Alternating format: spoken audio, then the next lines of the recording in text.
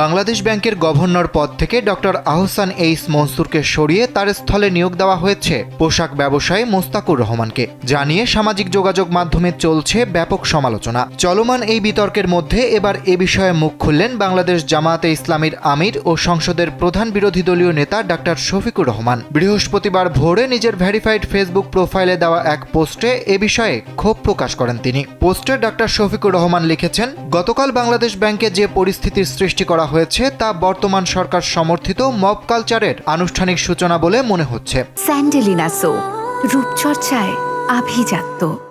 এটি দুর্ভাগ্যজনক ও পুরোপুরি অগ্রহণযোগ্য। তিনি লিখেছেন, বাংলাদেশ ব্যাংকের গভর্নর ও তার উপদেষ্টার মতো সম্মানিত ব্যক্তিদের এভাবে অপমান করার অধিকার কারণেই। পোস্টে জামায়াত আমির আরও লিখেছেন, এমনিতেই ফ্যাসিবাদের নাগপাশে পড়ে দেশের অর্থনীতিতে চরম দুরবস্থা। সর্বস্তরে দুর্নীতির মহামারী, সঙ্গে রয়েছে চাঁদাবাজি ও সিন্ডিকেট। তার পাশাপাশি যদি বাংলাদেশ ব্যাংকের মতো রাষ্ট্রের সর্বোচ্চ গুরুত্বপূর্ণ পর্যায়ে এমন অনাকাঙ্ক্ষিত কর্মকাণ্ড অব্যাহত থাকে, তবে দেশের অর্থনীতির অবশিষ্ট অংশ ধ্বংস হয়ে যাবে।